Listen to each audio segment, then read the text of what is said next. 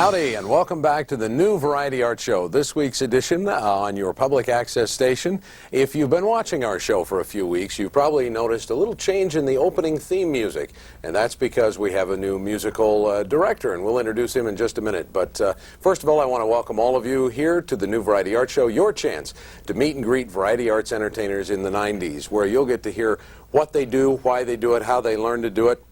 And maybe the next time you see a variety arts performer live and in person, you'll appreciate what they do just that little bit more. So call the neighbors, wake the kids. It's time for the new Variety Arts. And right now, as I promised, our musical director, Mr. Van Corriton. Thank you, Brad. Thanks for being here again. We appreciate you coming back. Love it. And Van, I wanted to ask you a question. Do you drink beer at all? Just a little bit. Just a little, just a little. How about, do you enjoy football? Just a little. Just a little bit. And but you like art. Oh yeah. Well, I have a very curious question to ask you. Do you know what football, beer, and art have in common? I don't know, but I think you're going to tell me.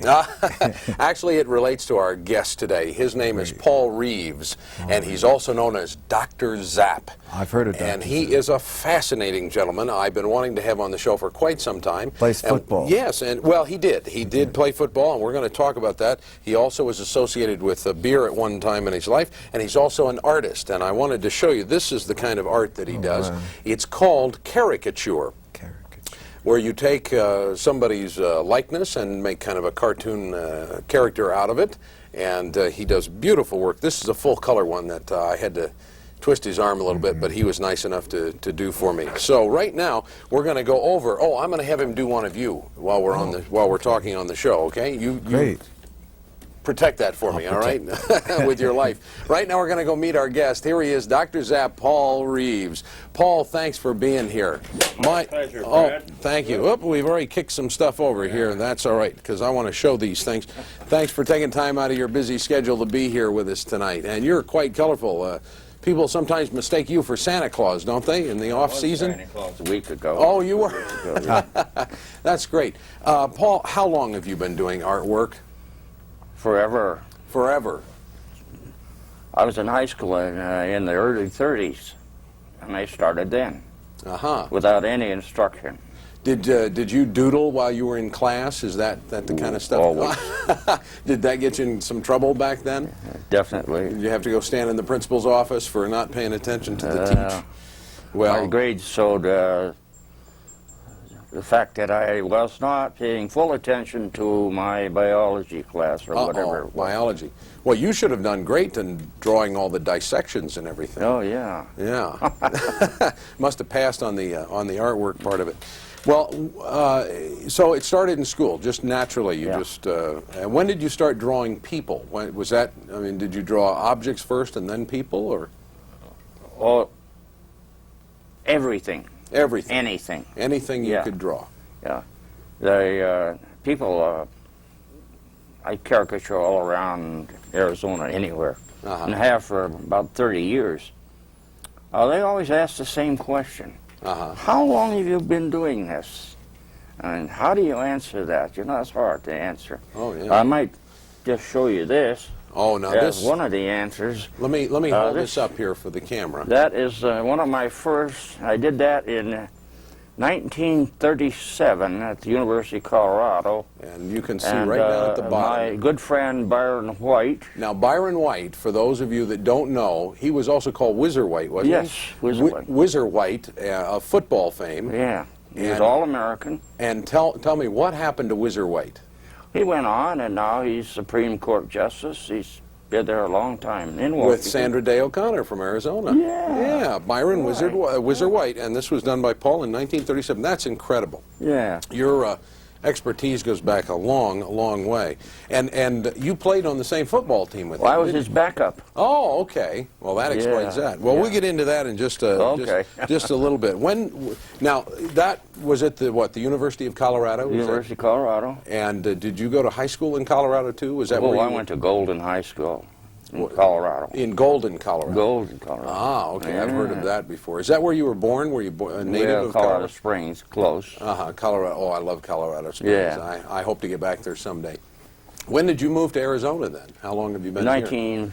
56. 1956. And whatever possessed you to come to Arizona in 1956? That was still kind of barren and desolate. I know. I made a lot of trips to Arizona for my company, and I just wanted to be here. And I finally just said, okay, there's something else in the world, and I want to go see what it is. So you brought your bride out here with you? Yeah, the whole works. Came out in 56. How about that? Well, tell us about, let's talk about now your ball-playing days in college. You played football. Oh. What position did you play? I was quarterback. You were the quarterback? Yeah, quarterback. First string, second string? Oh, I was backup for Byron White. Oh, okay. So you were... Which was quite an honor, but didn't do much for me on the field. Well, did you play all through high school and college? Oh, yes. Yeah. Did you play other sports besides? Baseball. Mostly. I was too short for basketball. Baseball and football are about the only two real serious athletic endeavors that I got into. Now, your football team at the University of Colorado went on to some very great honors under your leadership and Byron White's. Tell us, what was the culmination of your years at the University of Colorado? I know the answer to this, but you tell everybody. We won the championships every year, and we were chosen to play in the Cotton Bowl in 1938. In 1938, and here, if we can get a picture of this, and I'll hold it real steady here. Yeah, and if you wonder if I'm in there, I'm right up there, and that's way up in the corner. Over here, right up there. That's the University of Colorado 1937 Cotton Bowl squad. Now, I'm sure you must remember what the final score was. I don't like to talk about that. Oh, we didn't have a W in that column, huh? We had them beat 14-0 at the half, and they came back and beat us 28-14. This sounds an awful lot like the Penn State-Tennessee game at the Fiesta Bowl we just saw. Well, that's a shame, but nonetheless, those memories have got to be priceless of fabulous playing in the Cotton Bowl. Well, that's fabulous, Paul. Who did you play against? I forgot. Well, it was Rice Institute of Houston, Texas. Rice. Who had the best team in the whole United States that year. So they were #1. And they didn't have to share the title like Miami did this year. No. Okay. When did you first get gainful employment as an artist? What was your first job? Oh, 1941. I was hired by Coors to do advertising and art. Coors Distributing out of Golden, Colorado. These are the Coors Brewery. Now, this is not a commercial for Coors, but just simply a statement of fact that that was where you got your first job as an artist. How long were you with the brewery? Oh, something like close to 20 years. Did you get a gold watch or a gold beer can when you retired? No, there weren't many of those being passed around in those days. Yeah. Well, do you still do some work for them? I think yes, you told I do. Me occasionally. You still do some stuff.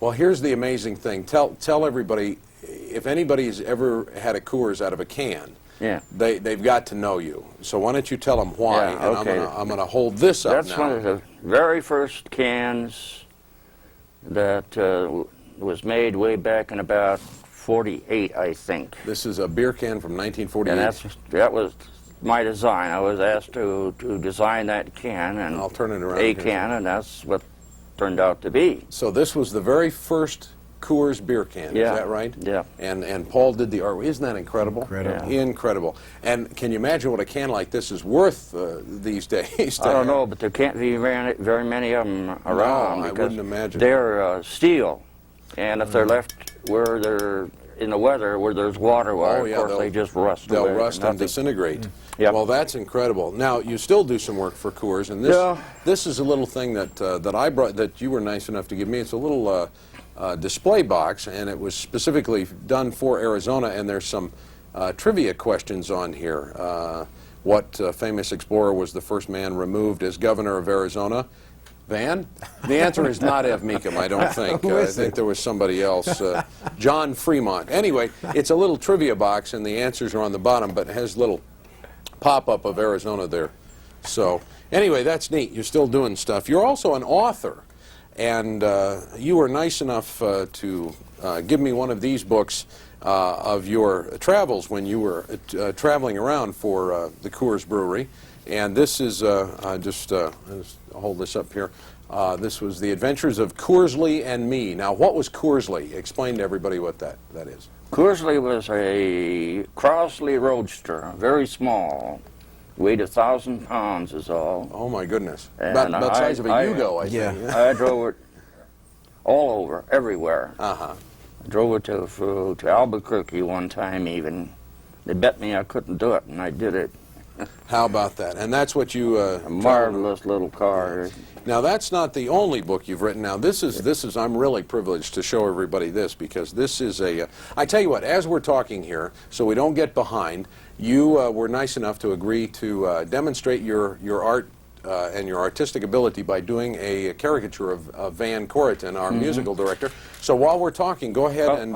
okay. Now, what kind of... Do you use a special paper for this? No, it's just... this happens to have a little tint to it, but it's 11 by 14, and, well, it's about a 80-pound, 90-pound, whatever. It's not thin like typing paper. Right. And what kind of pens do you use? I use a flexible brush. Oh, a flexible brush. It's a brush. Oh. See, it's in the form of a marker type of shape, but it's a brush. It's very flexible. Uh-huh. And it makes a marvelous, I recommend them to anybody that does sketching. These are available at art stores, I would suppose. Is that right? Do I? They're available at art stores, art supply stores? Only a few. Only a few? Because not very many people use them. I see. Art people like me, we buy lots of them, but most people don't even know they exist. Well, very good. Well, you go ahead and, All right. and start in doing a caricature. Are you going to of play me a Van. tune while we do this? Yeah, Van. Oh, that You would said be nice. you like people, so I'll play that. Okay. I thought you were going to play the fighting song for the Okay. Cotton Bowl.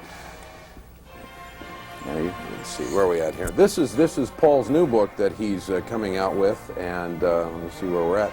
This is How to Draw Caricatures. This is his lesson book, so to speak. Now, this hasn't actually been printed yet. Is that right, Paul? No. This is like in the process. It should be finished by about a week from now.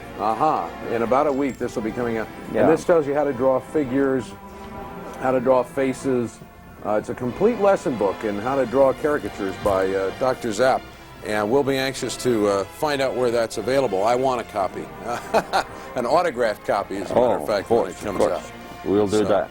Oh, you've just done so many wonderful things. You've been in Arizona for a long time. I bet you remember Wallace and Ladmo when they first came out here. Oh, I met them before they were Wallace and Ladmo. When Bill Thompson was on the old Gold Dust Charlie show. You're right. How about that? Sure. Not too many people remember that. Yeah. This is, here we go, let's see where we're going to go with this. Here's a caricature of a Ladmo. There we go. Oops, take the glare out. With his Ladmo bag, his bag of goodies. Boy, I got a lot of those when I was a kid, man. He's a wonderful guy. He's a very nice guy. We hope to have him on the show sometime. Hope to have him on the show. What's the most interesting person you've ever done a caricature of? Oh, boy, that's hard to me. It's hard to answer because almost everyone is interesting to me. Uh-huh. Because if I don't find a great interest in the individual, I don't do a good, successful job. Right, right. But, oh, wow, who would be? Well, you've met some celebrities, obviously. Ladmo. Oh, yeah. I was thinking about this guy. When did you meet him? Oh, yeah, that's, he's an interesting guy. Yeah. Let's see. They're getting a shot of you. They're doing your all right.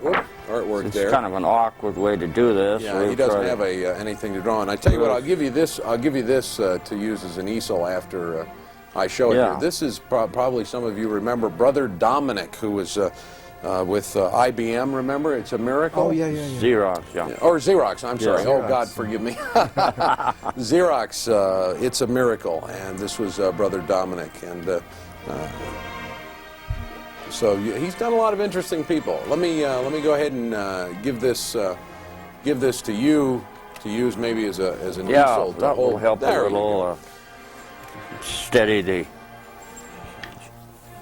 Now I hear some jingling every once in a while. There's a little jingling. You have a very interesting hat there. How did this develop? Well, I have two hats. This is the second one, which was picked up in Innsbruck, Austria, about a year and a half ago. And I made a trip around Germany, Belgium, and France, Italy, you know, all those places. And every place I went, I picked up a pin to stick on here. Yeah. So I had pins from all over Europe.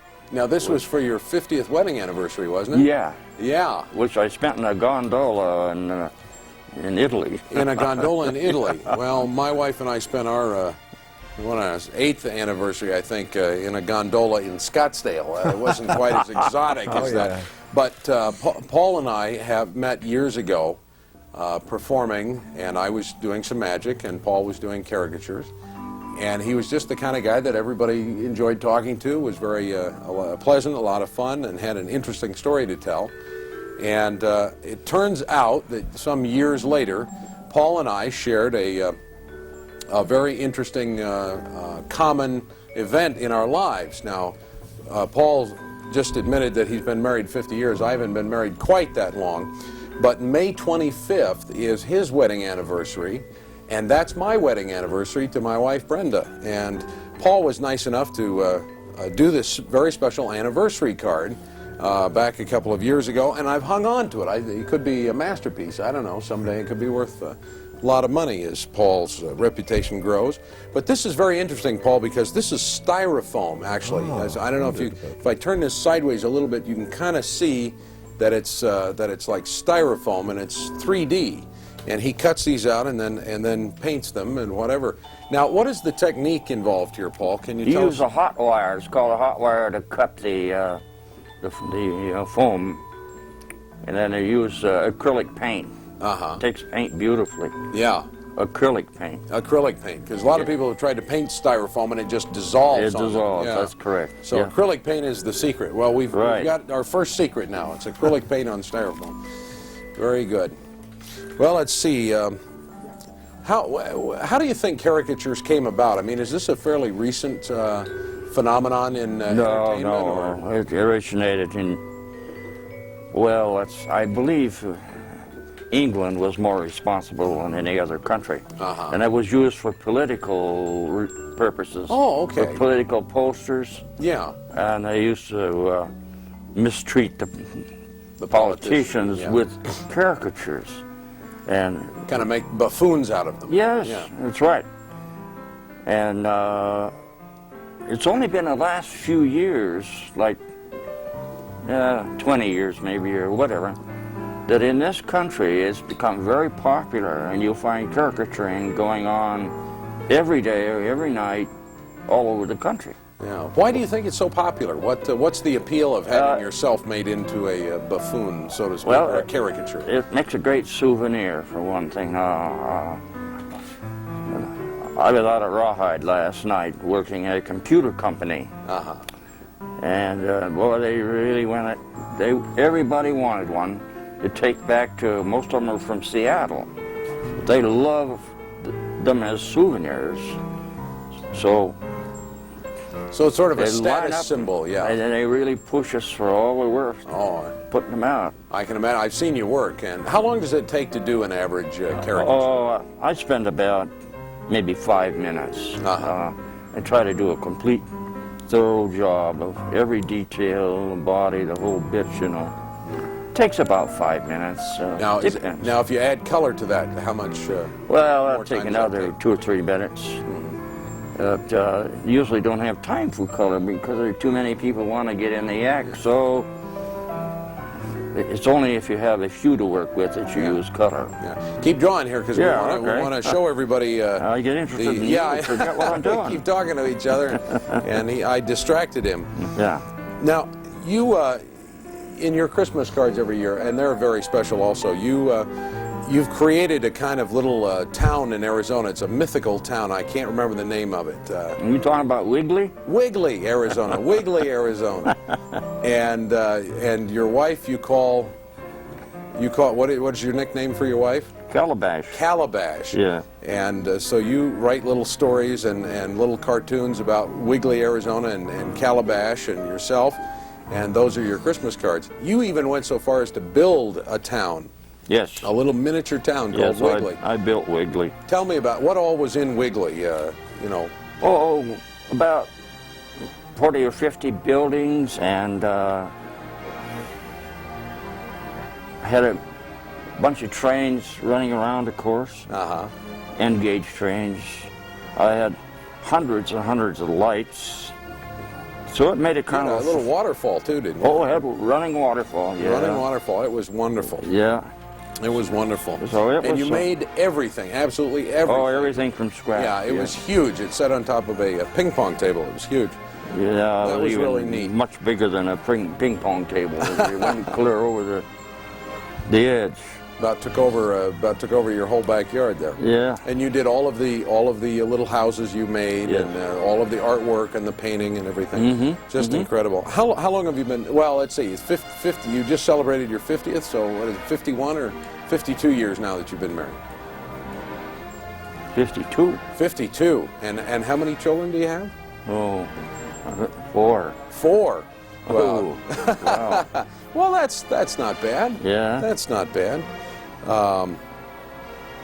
What do you look for when you're drawing a face? What is there a particular technique you can describe to us as you're drawing? What do you look for when you sit down to do something?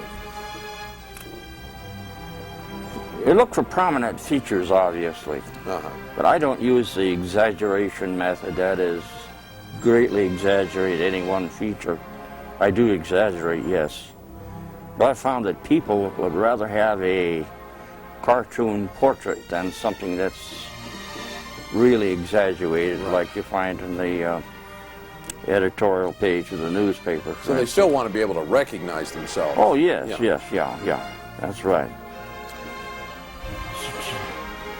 Well, in addition to all of the wonderful things that we've talked about so far, you were also a teacher, and Oh, wanted to yeah. talk to you Let's about don't your forget that. That was a career as a teacher. When and where? And greatest experience I ever had. I taught 18 years, starting at Maricopa Tech in '69, and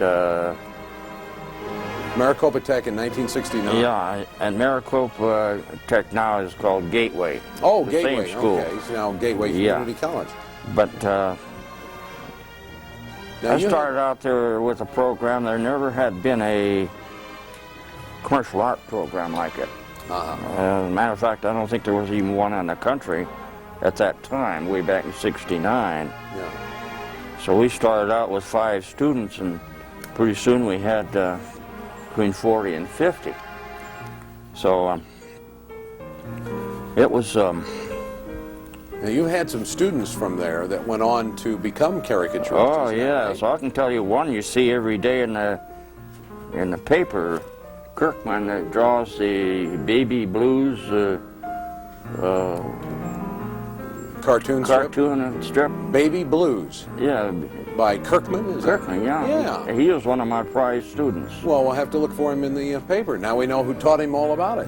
Yeah. And Steve Parker, I think. Was one Oh, of- Steve Parker was a great student. 'Cause Yeah, he we was- had him here a few weeks ago. I don't know if you know Yeah, that. so I heard. Yeah, and he spoke very highly of you, and so you were out of town at the time. Yes, And that's true. We wanted to have both of you on, so Well, he was. we're getting close on time here, and I want to make sure that you have a chance to finish that so we can Oh, okay. show everybody a finished product. You've just recently set up a little gallery in your home, isn't that right? Oh. You have so many artifacts and Yes. memorabilia. It's not. Tell me about that. It's not all gallery or studio or whatever. It's a museum. Oh, a museum. I have items from way back in the 20s and 30s, and I have lots of room. I moved it into our apartment, and it's just, it's going to be loaded with thousands and thousands of interesting things, a lot of which no one has ever seen, and I mean no one, because I have the only one copy that was ever made. One of a kind. Of a certain beer, for instance. Yeah, I can. I think I have a clue as to which one that is. Yeah. Where did you get the moniker Dr. Zap? Real quick, and then we're Real going to quick, show the okay. picture. I was into medical field a little bit with defibrillators. Oh, okay. As a hobby more than anything else, but a defibrillator is that electric gadget Right, that and when your heart polarizes stops heart. and they try to start And that's up called zapping. Oh, And I was doing a lot of nurses and doctors, you know, and so I just decided that would be a good brush name to use, Dr. Zap. And now it's all over the world, because I've done people from every country in the world. how about that? Every Incredible. Well, go ahead and finish up Van here, and Van's going to continue. Oh, little boogie woogie there. A little of everything. Okay. Well, we're anxious to take a look at this and see how well he done you. Yeah, you know. Were you nice to him? Were you kind to him? Oh yeah, but in order to caricature or do any kind of drawing, actually, you should be comfortable. And sitting in a chair doing this like this is not really. Yeah, it's a little hard to hold it and draw Yeah. at the same time. I work on a table most of the time. I have my own little portable table, see. So it makes it nice, and it can do smooth strokes and go very fast then. Well, you know, the time has just flown by here. It sure has. And I know we could sit and talk for hours, and I hope that you'll come back again sometime, and we'll pick up kind of where we left off. In the meantime, while you're finishing that up, Van, you're still at the Phoenician in the tea room, aren't you? Sure am, for All high right. tea. So we're going to invite everybody to join Van in the tea room and join us next week on the New Variety Arts Show, where we'll have more interesting guests. Now let's see who's gonna get this here. There we go. And there's Van at the keyboards. And that's going to wrap up another edition of the New Variety Arts Show here on your public access station. Thanks for tuning in. Thank you for being here, Dr. Zapp. Thank My you, Van. pleasure. Thank See you next week, same time, same channel. Support variety arts in your community. Bye-bye, everybody.